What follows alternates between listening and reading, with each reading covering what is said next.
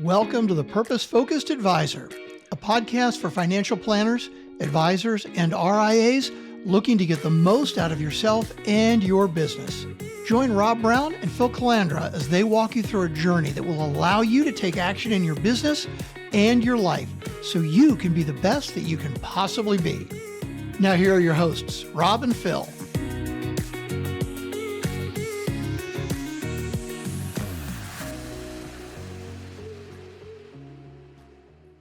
Welcome, everybody. Time once again for the Purpose Focused Advisor podcast. Rob Brown here. My host, Phil Calandra, unfortunately was not available today, but that's okay because I am excited to introduce you to David Brown, who I have known for years, and we recently reconnected. I actually worked with David when he was first getting started in the industry, and I felt like I was a grizzled old veteran back then, so that means that I'm only more grizzled and more of a veteran. But David is an advocate for financial planning. He takes his desire to help clients build differentiated financial plans and work with advisors in making sure the financial plan that they're doing really stands out and makes a difference for their families. He wants to be a real advocate for the whole financial planning process to make sure it's done right. So, David, I think that's a great way to introduce you.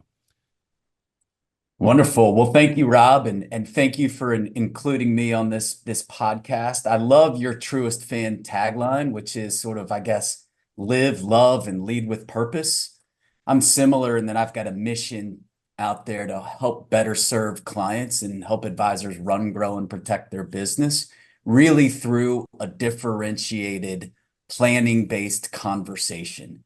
And I picked those words carefully because I do think a good planning-based experience should be conversational and not a presentation. I think too often our clients in this industry have been presented to instead of having a conversation alongside their advisor. So I'm really excited to be here. Brown is a common name. There is no relationship except that I have a lot of respect for you, Rob Brown. So as David Brown, I'm really pleased to be here. Thank you for including me. Oh, no, my pleasure. We have a last name in common. We went to the same college, Randolph-Macon College, go Yellow Jackets, and we worked together for a time. So we have some connections. So it's great to reconnect here on the podcast. And as I said to you when I invited you on, it is about purpose. And I can hear when you talk about financial planning, an excitement, a true enthusiasm for doing it right. But before we kind of get into that differentiated process, kind of give me a quick overview from your perspective as someone who really coaches advisors through the financial planning process and works with advisors and their clients as well as doing plans directly. But what's the big challenge in the industry today? Because we've been saying for years that financial planning is a natural part of the client-advisor relationship, and we don't always get it right. Yeah, so there's a lot to unpack there. And what I've learned from being in this business for 25 years is it's evolved, right? It sort of was I'll just be crude. And if I'm being crude, it's to make a point. It's not to offend anyone. I hope people understand that. But it was sort of a have a hunch, buy a bunch. Then we became what I'd call chemists. And maybe we mixed a little large cap value with some small cap, maybe a little international fixed income. And I was still portfolio driven to maybe this word goals-based planning, although I think we're limping into that to what I'll call the really best ones are going from financial advisor to a family advocate with planning at the center. And so if you look at that sort of evolution, I think traditionally, if you did a financial plan, I think financial can mean scary and planning can mean boring. So here's the scary, boring process, big, thick, scary, boring book we're presenting to our clients. Traditionally designed maybe to sell them something. I think what we've seen is instead of printing paper, the best in the industry are now allowing whatever software you're using. I mean, the biggest out there, Money Guide or eMoney, but allowing the software to guide the conversation. So real time in the moment on a flat screen, differentiated client experience and a conversation alongside their client. And I've seen that transform how clients feel about their advisor and transform the relationship to the good. It's not easy, takes a little bit of practice, but just think about going from the big, thick, scary, boring book to more of a guided conversation and how that changes the game. Yeah. I don't know if I coined this phrase or just something that came into my consciousness, but I was having a conversation with another advisor a few days ago, and I was trying to describe what I see this challenge is right now with plans, with the software, the tool being the thing that advisors lead with, and believing that it's the advisor's translation of that, whatever the software spits out, that really makes the difference. I said, too many advisors are turning, because of software, into human robo advisors. So Right. they're really just if they're not really facilitating the implementation of that plan, the plan is really, they're just kind of getting in the way because the person that they're working with doesn't have the time or the wherewithal to implement that plan. And so it's robotic, it's automatic, it's just not what financial planning is supposed to be all about. So I don't know what that says to you, but I think we're Yeah, on the same page. for sure. And there's a couple of points that I'd like to make. The first is I think the formula for our industry going forward is your life first and your money second. And getting that right is really important. And the other is thinking of planning. If most advisors now are truly business owners, I don't care if you're an independent, if you're an RIA, or if you're in a W-2 type big wirehouse model, you are a business owner. And to me, if planning is to come to the center of that, it needs to be a business model, not just another planning tool or another software, another robo plan. And to me, to be a business model, it's got to address the biggest issues that advisors face. And I think number one is client experience. How are you differentiated on a client experience? So ask yourself the question, so what? So what are clients from an experiential purpose getting out of this? Number two would be next in line. And I'll say next in line is the non-financial partner or spouse. I used to say next generation, but I think all the industry research says typically the money, and I'm generalizing it, is going to go to her. So what are we doing to bring her in sooner and then to be more meaningful and relevant to her in the life of the families? So that's really what I think a good planning-based conversation should be about, is addressing the client experience, is addressing the next in line, and is being really meaningful and relevant at the point of client conversation, right? It's time to make this business fun again, and not like going to the dentist where you check the box twice a year, you walk out and the person gives you your card saying, see you in 6 months, and you come back, right? We can really, really transform the client experience and make it a lot less like a dentist and a lot more fun. Yeah, I love that at a couple of different levels. First of all, when you think of the dentist, what happens? You go there, now you're handed a tablet where you answer the same questions you've answered every time you go there, and you say, well, you have my information. Why are you asking me to give it to you again? And it's because, I don't know, the software sucks. But there's something that just doesn't carry over. It might be HIPAA. I don't know, but it's annoying. And do you want your clients to come in your office and be annoyed because you're just reviewing the same old stuff? No wonder I hear from advisors saying, why aren't my clients calling me back or using my scheduling tool to schedule our appointment? They know we're supposed to meet. It's because they're bored. They don't want to Agreed. hear the same thing over and over again. And that differentiated financial plan is also a differentiated client experience. And that experience is a thing that keeps those clients around for years and years and years, for generations. Couldn't agree more. One of the questions I started wrestling with, I've had the privilege of coming alongside a lot of advisors, is when the clients, and I'm generalizing, he and her coming in, a couple together, what do they say when they get back in the car and they leave their advisor's office? Right? What are they saying in the car? They say, "Phew, thank goodness we finished with our dentist experience." They asked the same question. They reviewed the past performance. We don't really know where we're going, but we like our advisor. He or she's great. Or are they getting in the car saying, "Hey, David, thank you for bringing me to this meeting. That was time very well spent. I can't wait till we get to go again in the next 6 months." Right? And those are two totally different inside the car experiences. So when you answer the question, so what? I'd encourage advisors to think about, so what are clients saying when they leave your office or when they leave your meeting? Yeah, I love that. I think that's great because they should want to come back because you've peeled back some of the layers of life that they're working through that they may not stop in other circumstances and take the time to have those conversations. So that conversation is excellent.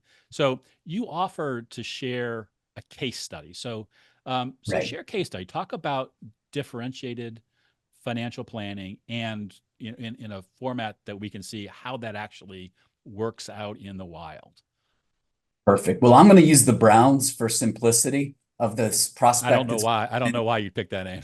Yeah, I don't either, but we'll use the Browns. So the Browns are coming in for a meeting and they've been good clients for a long time. And you've walked through the planning conversation with them. And one of the things they said they really wanted to do was to go to Napa, right? They love wine. They want to go to Napa and experience a vineyard. And so you encourage them through the planning process that they're going to be okay, that they have enough to take the trip. And so they do. And then along the way, they take a couple pictures of their favorite vineyard. We'll call it the CC Ranch Vineyard, and their favorite winery, the Nickel and Nickel Winery. And they take some pictures of their favorite ranch Cabernet Sauvignon, and they send them to you. And 2 months later, they come in for a review. And as they walk into your office, on the front screen TV, instead of CNBC blasting, they actually see their own picture at their own winery that you encourage them to go on, right? So you're setting the stage all of a sudden that, hey, look at us. And then they walk into your conference room and sit down, and there's 3 wine glasses, one for you, 2 for them, and their favorite bottle of that ranch Cabernet. And on your screen, again, is a picture of that vineyard. So now, all of a sudden, they think they're coming to the dentist or the financial advisor, but instead you've brought them back to a really important memory in their life. You've set the stage. And yes, you're going to walk through the plan and you're going to have a planning-based conversation, but maybe you do it with a glass of wine and their favorite thing, right? And then you talk through the importance of that trip. And maybe you talk about the money side. And maybe we'll lighten up a little bit on equities and rebalance to fixed income because the market's had a run and there might actually be a tiny bit of income in fixed income in today's world. But you close with the fact that you've had maybe some NVIDIA and Microsoft in a good run, and you know charity is really important to them and generosity is really important to them. And you plant the seeds of a donor advised fund, right? And you tell them about that. And then you say, one of the things that's really important about a donor advised fund is getting your kids and family involved. So why don't you take what this donor advised fund conversation is and meet with your children and see if together you can come up with a charity. So to me, what you've done is, yes, you've had a review, but you've had such a different client experience that she, who didn't really love going, and I'm generalizing, could be the non-financial spouse, it doesn't have to be she goes off and tells her friends what a great experience it was coming to see their financial advisor. So not only going back to the business model of client experience did you differentiate there, you brought in the next in line or the non-financial spouse in a non-threatening way. You were very meaningful and relevant in their life, and you had some meaningful financial implications around rebalancing and generosity and donor advised funds. So to me, that's the experience that we ought to aim for, not going back to the dentist. So I just love that case study and that thought around truly differentiating ourselves. Okay, so let's pick that apart a little bit. I want to play maybe a little bit of devil's advocate on the front end, because Please. the way that you described that scenario with the winery and the picture and the favorite wine may seem like, 20 steps away from where a lot of advisors who are doing planning now are with their clients. How do you work your way towards that so that you have that that picture or that thing that can be the anchor for the beginning of that conversation to warm it up before you get started? Right. So I think it goes back to truly understanding your clients and being their advocate, not just their financial advisor, but their family advocate. And through that, you have to ask good questions that are meaningful and relevant to their life. Right. And I think people think planning and financial planning is so hard and they have to get it exactly perfect and right the first time. I think that's false. Truth is, financial planning is an ongoing process that it should occur across the life of the relationship you have with those clients. And I'm talking 20, 30, 40, 50 years if you get the next generation or the next in line. And so you're always building that financial plan. It's not perfect the first time. There's no such thing. To me, done is better than perfect. And so you're always building towards understanding that they really want to go to a vineyard and understanding that they now have the money and you've encouraged them to go.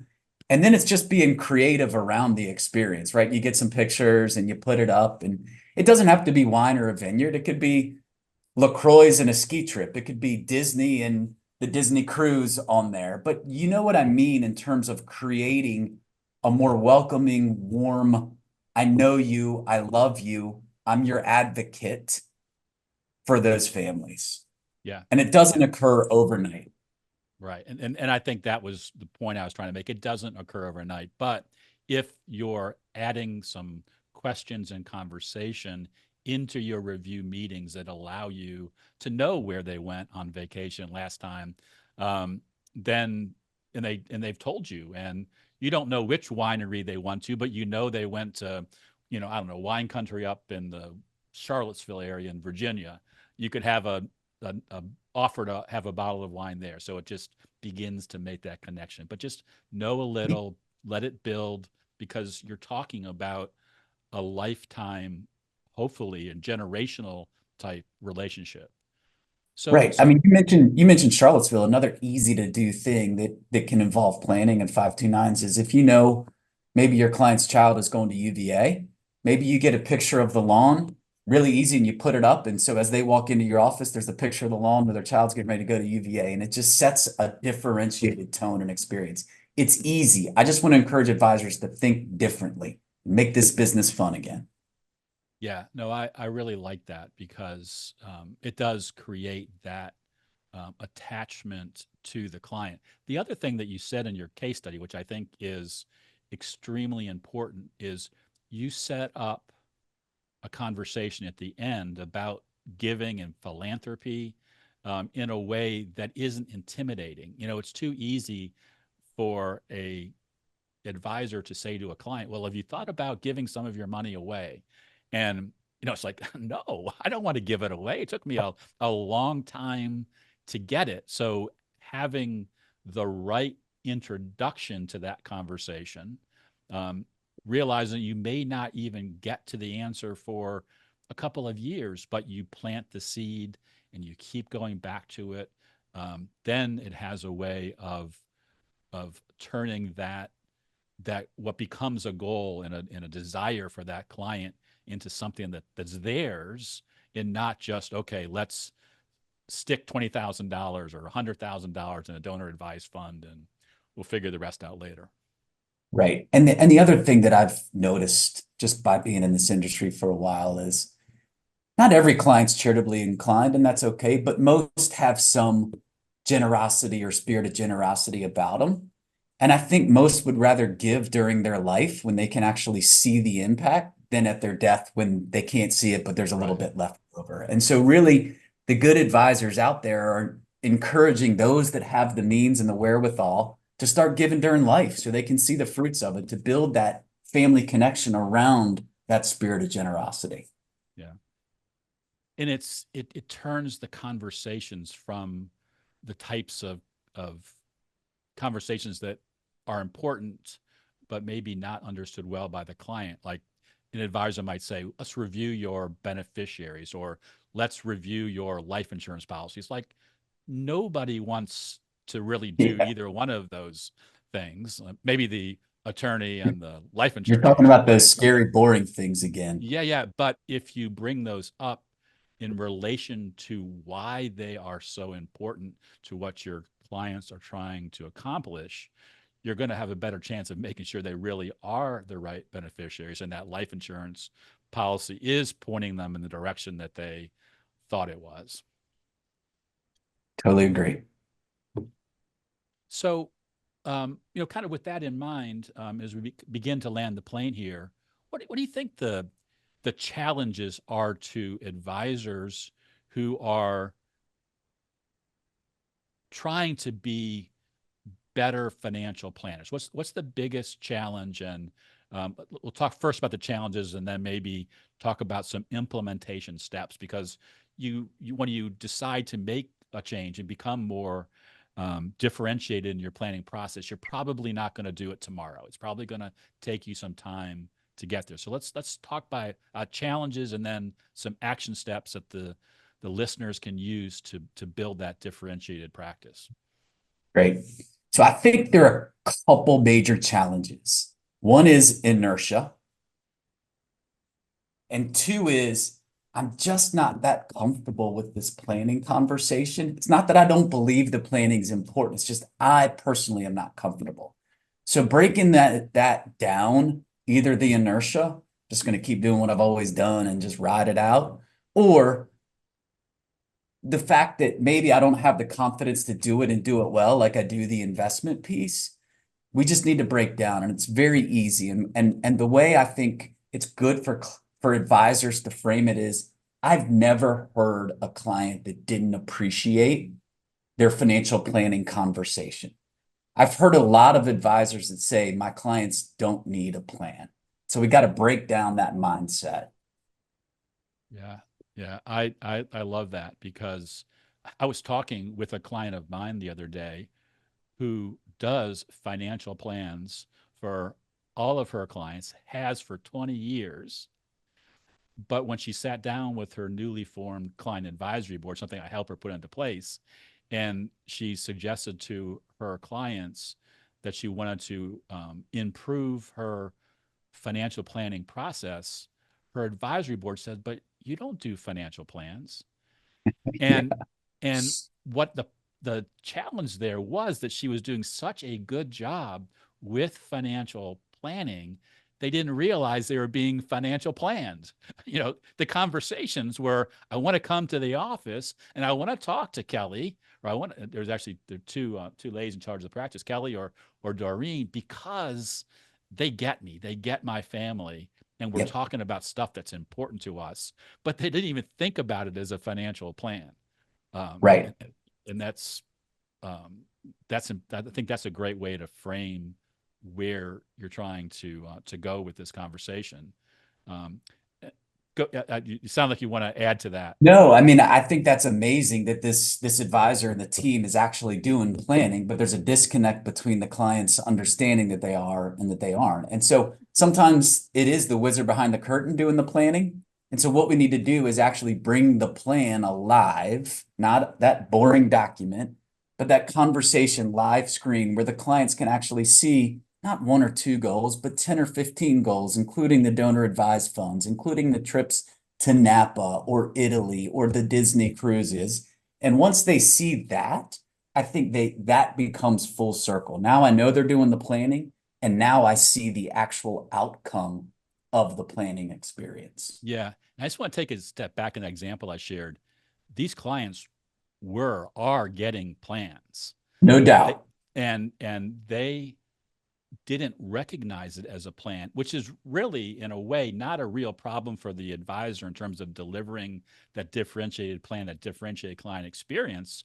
But if they know somebody else who might need a financial plan, they ought to know what a financial plan is so that they can talk about it better. So that was the challenge, is how do we, for us, is with this client situation, is how do we make sure that the unique way in which they deliver that client experience is something that can be communicated by the client to other people? Because you can't just say, well, I like working with David, so you should call him. People generally want to know a little bit more than that. Right. And I think going back to that example, and it's not financial planning, but that's where you can say, we really like working with David. And let me share with you what our last meeting looked like. They actually had a picture up of our family and our vacation, and we're talking about how we can build giving into our family structure and just really diving deep. And so if you can create that memorable and meaningful experience, I think people are much more likely to talk about you and understand what you do to serve them. Yeah, when it's memorable and it's repeatable, it's referable, and that's and that might sound selfish, but there isn't an advisor listening to this podcast, I can't imagine, who doesn't want to grow more ideal clients to plan with and to work with. And to add on top of your point about inertia or discomfort in doing that kind of planning, one of the things that I always encourage when I'm working with a client who's making a change is just try. Let's set a focus that over the course, we work in sprints with our clients. Over the course of the next sprint, let's do, one new financial plan a month or two new a month, whatever. Set a number, set a target, and just do it. And when you go about doing it, you'll learn better how you did, and you can debrief and that sort of thing. Because it's not a case of having to stop everything you're doing and start doing something completely new. It's like, okay, let's layer this in. Let's get stronger. Right. If you're already doing some planning, concentrate on what element or two could you add to a review meeting that helps that plan become more differentiated. You don't have to change the whole thing, but Exactly. how could you create small changes that will lead to longer term results? Yeah, I mean, I think you bring up a good point. To me, the hardest part about anything is actually getting started.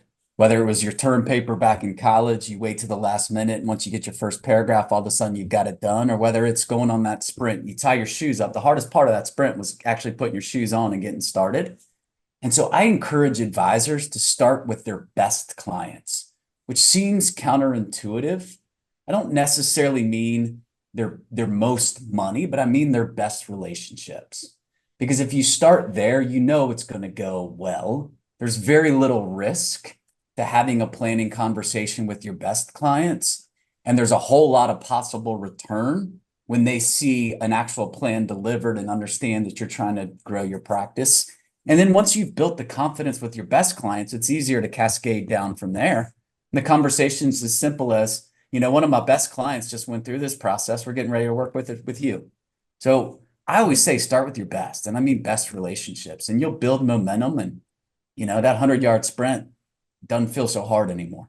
Yeah, I totally agree with starting with the best, because you can have a conversation with that best client saying, hey, we've been doing some research, we've been studying, we've been looking at how we're doing business, and we've decided we want to make some changes. And as one of our best clients, I want to start with you, but realize, and you can admit it, this is a little rough. Some of these questions are going to be uncomfortable to both of us because I'm not used to asking them. And then they're going to say, well, I'm one of your best clients, so sure, experiment with me because I love you. I enjoy working with you. And if you're trying to help me more, then why wouldn't I help you too?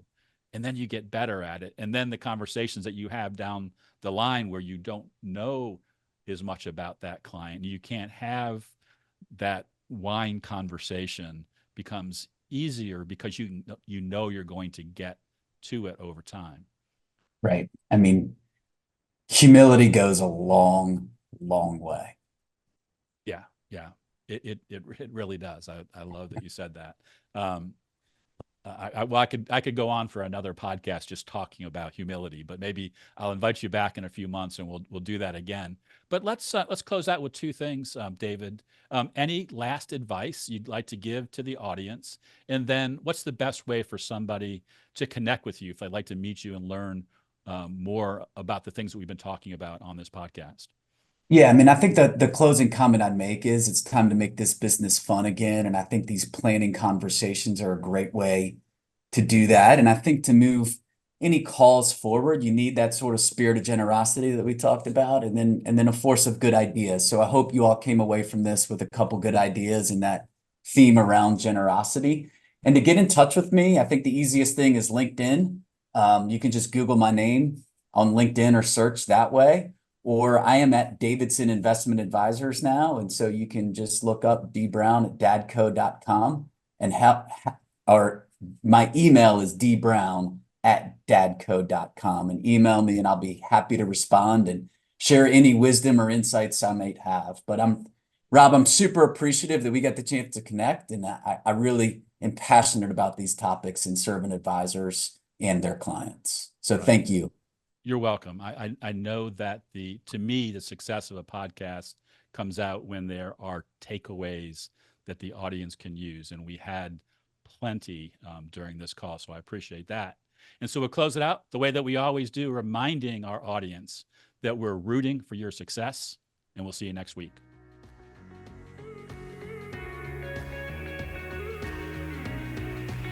Thanks for joining us for this episode of The Purpose Focused Advisor. If you want to learn more, head over to our website, truestfancoaching.com. There you'll learn all about becoming a purpose-focused advisor. You'll also find today's show notes and links to the other gifts and resources we talked about during the episode. Again, thanks for listening, and remember, we're rooting for your success.